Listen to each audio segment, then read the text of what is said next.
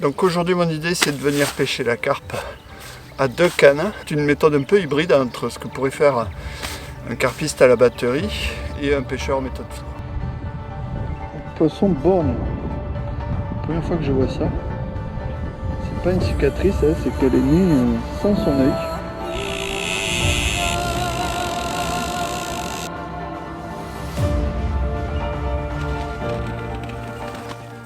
Bon, on se retrouve pour une nouvelle vidéo. Aujourd'hui une approche un petit peu particulière en méthode feeder.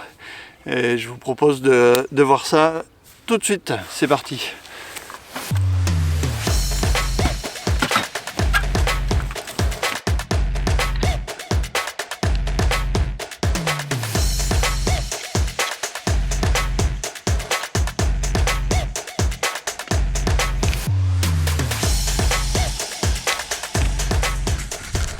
Donc d'habitude, pour préparer mes pelets, j'utilise ce format de boîte, mais aujourd'hui ce ne sera pas suffisant parce qu'avec 2 cannes, je vais aussi me servir des pelets pour amorcer.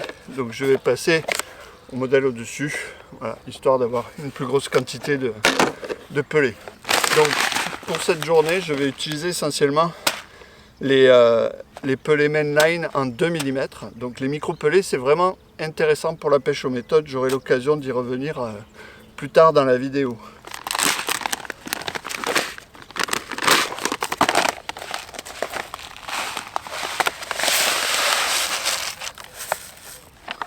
Je vais maintenant la remplir d'eau. Je vais laisser gonfler ça sur la tablette pendant 2 minutes. Et voilà, c'est parti. Les pelets ont fini de tremper. J'ai plus qu'à sortir le panier et les laisser s'égoutter. Les préparatifs vont bon train, mais je suis pas tout seul, il y a Gaspard qui est venu me rejoindre. Salut. Voilà, donc il va passer un petit moment avec moi. On est à côté de chez lui en fait, c'est pour ça il est venu rapidement. Tu connais bien ici? Non. Non. Bon, non. Voilà, ben écoute, ce sera une découverte pour tous les deux.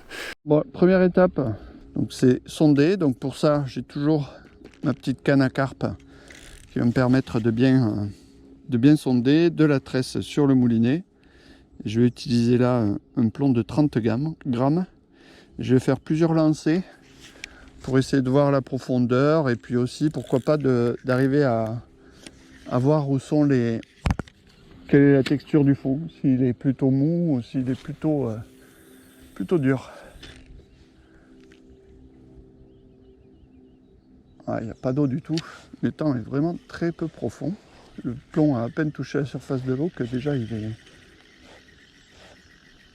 Donc là je ramène doucement, voir s'il y a des accros, des branches, des cailloux. Ah voilà, là par contre je suis dans des accros ici.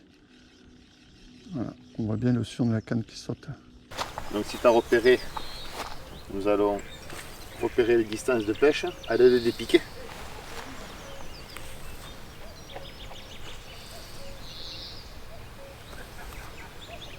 Normalement, là on devrait arriver, hop, si je regarde là, et là c'est la première distance.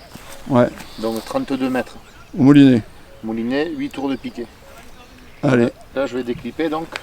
32 mètres, on retient. Hein. Ouais, 32. Ouais. Et l'autre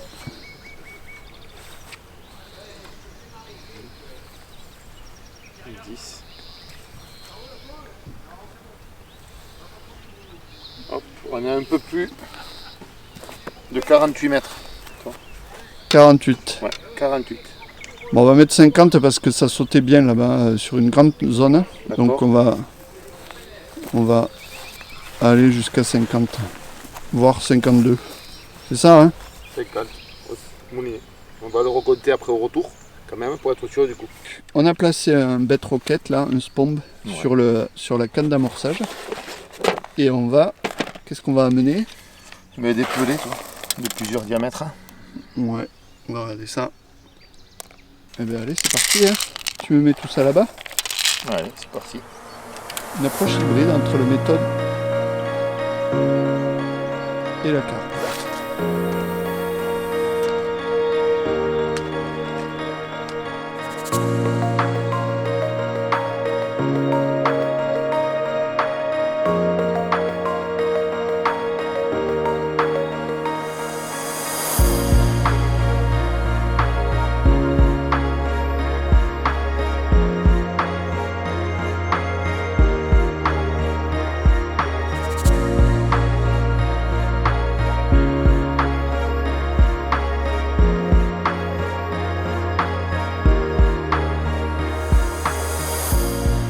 vais mettre en place la deuxième canne, elle est clippée au moment de lancer, en train de remplir mon hybride. Je vais prendre le repère là où Gaspard a amorcé.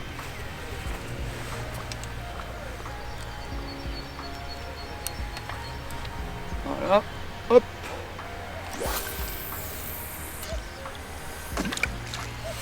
Voilà. Hybride au fond.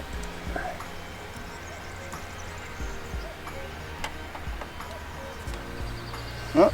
Et là maintenant je vais déclipper et marquer avec le petit marqueur là la distance de pêche. Comme ça j'aurai un repère. Si jamais j'ai un départ, j'aurai un repère pour reclipper ma ligne et relancer exactement au même endroit. Donc, je déclippe et puis je mets mon moulinet, je débraye le frein de mon moulinet. Donc, avec ce système débrayable. C'est parfait.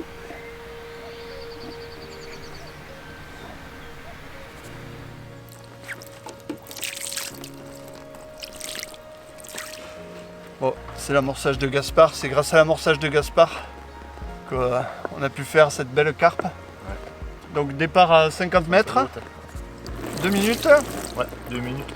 50. Ça a été vite, très vite. Un joli combat.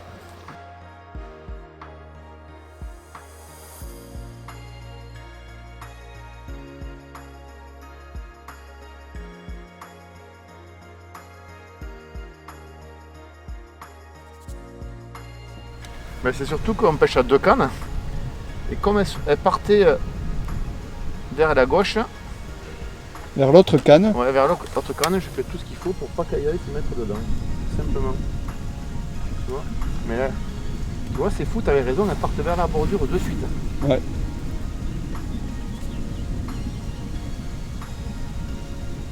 Bon, les deux sous le fil là. Ça c'est un peu l'inconvénient de pêcher à 2 cannes. Donc là on a attendu 15 minutes à peu près la touche, hein, c'est ça? Ouais, là il y a marqué 17, tu vois, mais...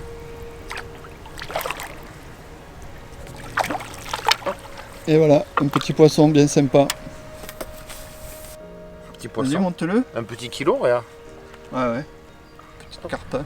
Ça c'est le bébé de celle qu'on a pris avant. Ouais. Bon, je viens de remettre les 2 cannes en place. Je vais sortir le chrono. Voilà, comme ça j'aurai une idée du temps avant la touche.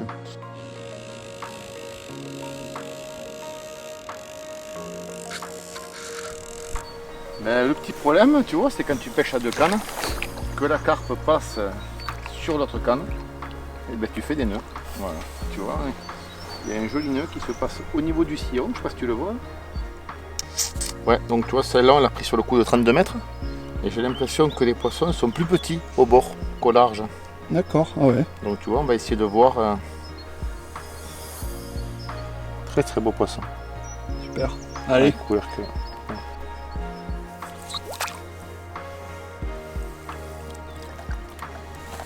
Ah oui. Joli poisson. Combien de temps avant d'avoir la touche? Alors là, 21 minutes. Alors toujours sur le coup à 32 mètres, tu vois. Des petits poissons. Plus de touches qu'à 50 mètres. Ouais. Ça, c'est des poissons qui sont nés dans le lac. Ouais, oui. Voilà. Ça, c'est vraiment une carpe qui est née ici. Il manque pas une écaille, c'est sûr. Aujourd'hui, il n'y a pas de pêche à la truite, hein, c'est ça, c'est interdit? A priori, il n'y a pas de déversement qui est prévu. Ouais. Alors on pêche à du débrayable. Il y a 4 solutions.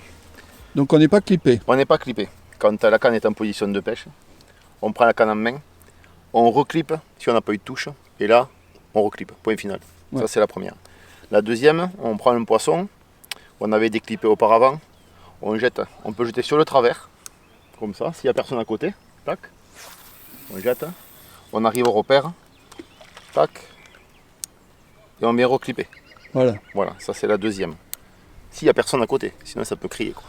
La troisième solution, qui est la plus précise, c'est celle de revenir au piquet. Oui. on remet le matériel, on remet le feeder à un piquet, on tourne autant de fois qu'on veut, nous 32 mètres, 8 tours. Et après, il y a l'autre solution, qui est la position, moi je préfère, parce que c'est la plus rapide en compétition. On est quand même obligé d'être plus rapide. Hop. Feeder bien chargé. Voilà, bien chargé.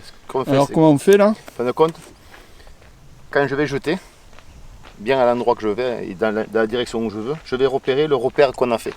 Au préalablement, on avait mis un coup de marqueur sur le fil. Je jette. Hop. Voilà. Et je suis. Le repère est juste ici. Voilà. Et là, on est bon. Et là, je repose ma canne. Vu qu'on pêche avec des moulinets débrayables. Hop. Et voilà. On est à mi-pêche là. Ouais. Et toi tu dois y aller. Moi je pars. Voilà. Bon, je passerai l'après-midi tout seul. Le devoir m'appelle. Tu vas pas être triste quand même. C'est sympa d'être passé, Gaspard. Mais après t'es pas loin de la maison, c'est normal. Ouais. Bon, on se voit bientôt. Oui, très bientôt. À demain quoi. À demain. À demain. Bon. Allez. À bientôt, vous restez bien avec nous parce que ça continue. On continue à prendre des carpes par ici.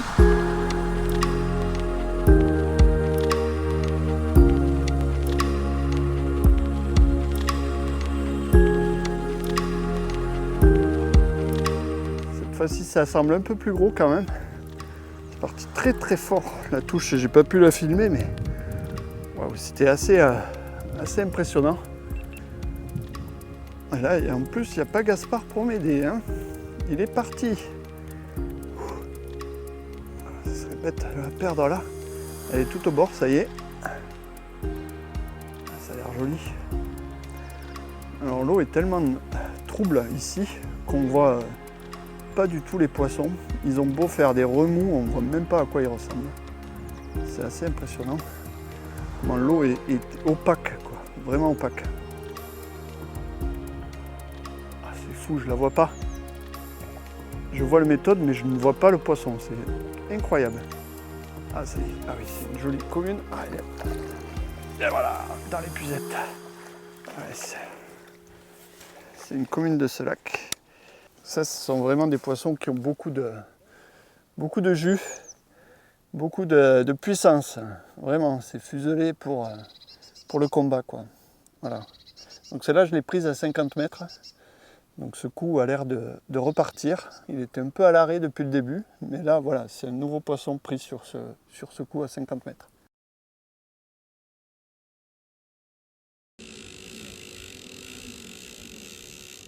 Ce qui devait arriver arriva, je pense. J'ai une touche sur les deux cannes en même temps. Alors là, mais après, je sais pas si c'est pas... Je vais la poser. Non, c'est pas une touche en fait, c'est que mon poisson est parti... à emporter mon autre canne. Voilà. Alors c'est un petit poisson.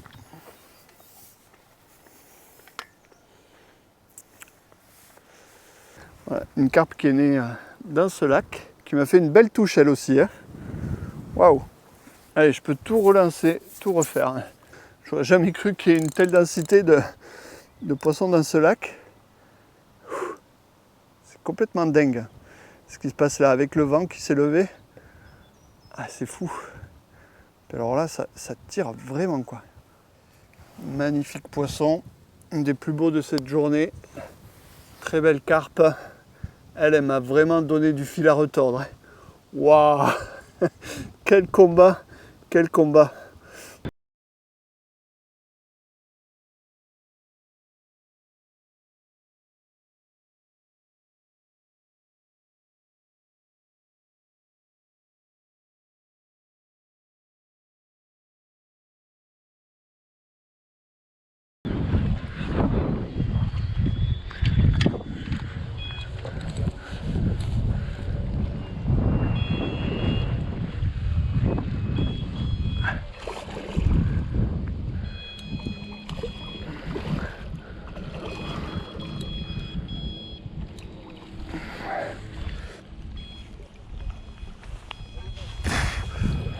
Oh. Voilà un joli poisson, encore aux méthodes magnifiques. Elles ont du jus, hein. Je vous dis pas les bagarres. Ça bagarre. Allez. Voilà.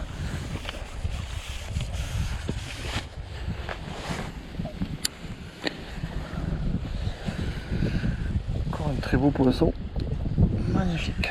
Superbe condition. Ah, il lui manque un œil là. Ah ouais.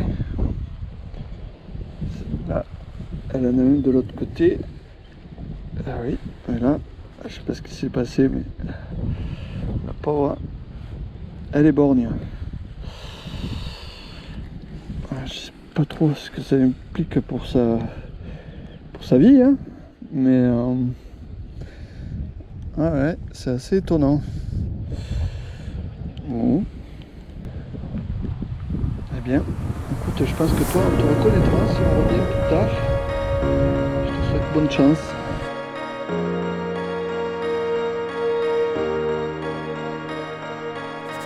Le coup à 50 mètres donne vraiment bien. J'attends très peu les touches. La pêche est absolument incroyable. Ça fait 6 minutes que j'attends sur le coup au large. Je crois que c'est même plus la peine que je prenne avec 2 cannes. Il y a du vent. Mon épuisette, on dirait un fil à papillon. Allez. Oh. Et voilà. Ça fait plaisir. Toute fuselée, tout allongée. Ça, c'est vraiment un poisson du cru. Hein. C'est un autochtone, hein, on va dire. Allez, je la remets à l'eau.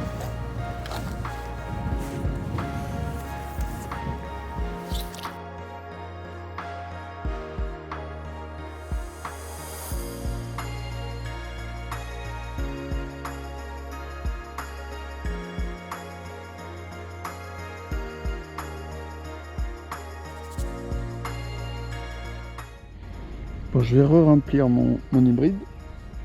Donc toujours pareil, je fais une bonne semelle sur le bas. Je tasse bien. Voilà. Je viens incruster mon dumbbell à l'intérieur. Et après,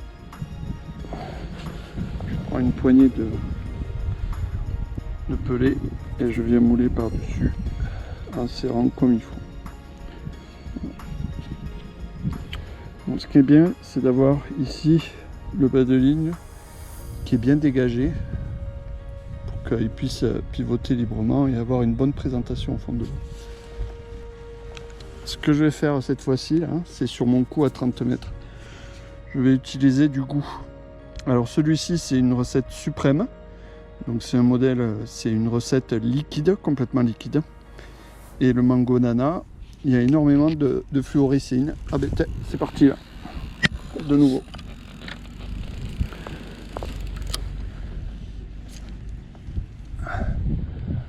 Ah, j'ai un beau poisson là, je pensais. Alors dites-moi dans les commentaires si vous avez une astuce pour éviter, quand on pêche à 2 cannes, d'en mêler ou que le poisson aille systématiquement se mettre dans l'autre canne, quoi. Parce que moi j'avoue que je manque d'expérience dans ce domaine. Alors si vous avez des astuces par rapport à ça, je suis preneur. Bon, je vais vous montrer ce que ça fait la fluorécéine, donc du goût qui contient beaucoup de fluorécéine. Ce colorant, je vais vous montrer ce que ça fait dans la boîte. Voilà. De suite, ça diffuse énormément. Ça fait une fumée fluo. Voilà, j'en ai mis qu'une goutte, hein. Donc c'est vraiment quelque chose à utiliser avec modération. Voilà. Donc ça, voilà, ça marche très bien sur les carpes, les carassins, dès qu'on est dans des eaux qui sont teintées, qui sont chargées. Je sais pas, c'est fou, j'ai 2 touches en même temps. J'ai cette canne là qui part, je suis pris ici, c'est dingue. C'est dingue. Voilà. Superbe, une belle commune, un magnifique poisson du lac. C'est magnifique, superbe, superbe. Ah, je suis ravi, ravi. Allez, je vais la remettre à l'eau. Je sais même plus à combien j'en suis là.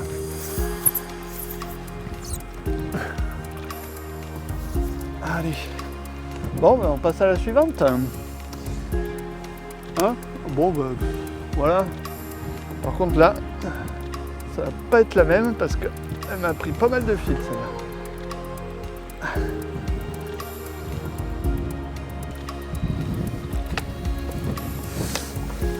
Non, c'est pas un gros poisson cette fois-ci. Voilà. Allez, un petit poisson du lac encore. C'est vraiment des très beaux poissons. Ils sont vraiment dans de belles conditions.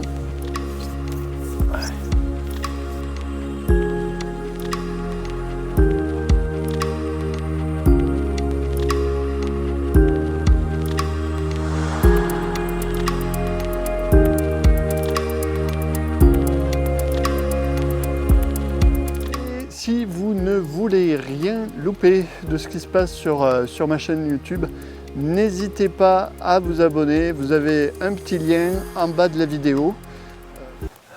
Donc je vais vous parler du matériel que j'ai utilisé aujourd'hui. Donc pour le coup, à 32 mètres, j'ai utilisé cette canne. Donc c'est une canne, c'est l'Aventus Distance, mais à 11 pieds. Donc c'était vraiment très adapté pour cette courte distance.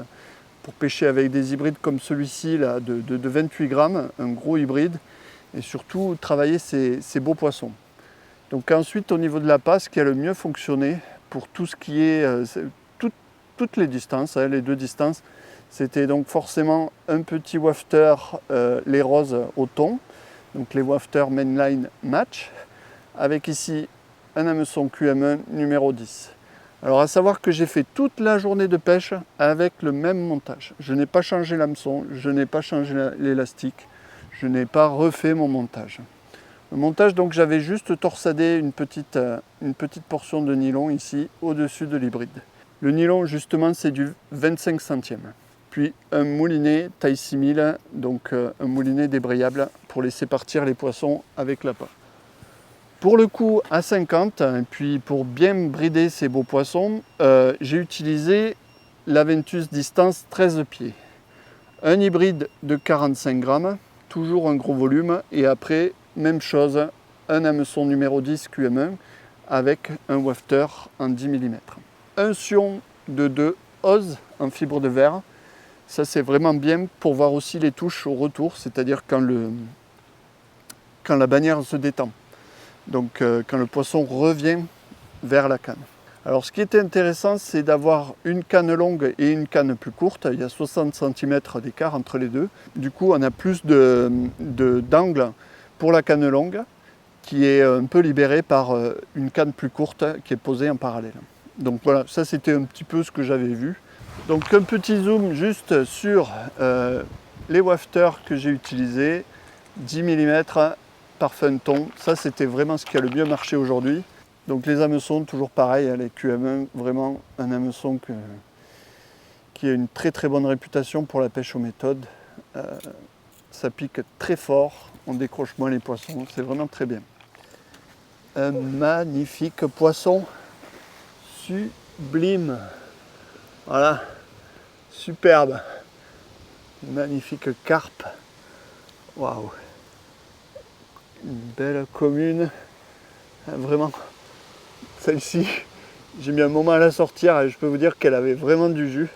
Elle n'a pas fait une super touche, mais vraiment excellent, excellent, quelle journée incroyable. C'était formidable, c'était génial. Ce poisson-là termine de vraiment, en plus il est massif, vraiment c'est un poisson qui pèse. Bon voilà, c'est la fin de cette journée de fou, cette journée où j'ai pris, je sais plus, au moins une vingtaine de carpes. Quand le vent s'est levé, elles sont toutes arrivées sur le coup et ça a été terrible. À la fin, je ne pouvais plus pêcher à deux cannes. Je vous invite encore une fois à vous abonner, c'est important pour mes vidéos et pour ma chaîne YouTube. Je vous donne rendez-vous dans une prochaine vidéo. La prochaine fois, peut-être on essaiera de pêcher des brèmes ou des gardons, mais j'avoue que là, aujourd'hui, c'était absolument hallucinant. Ces poissons étaient complètement fous. Le vent les a rendus complètement dingues. C'était génial. Allez, ciao, à la prochaine.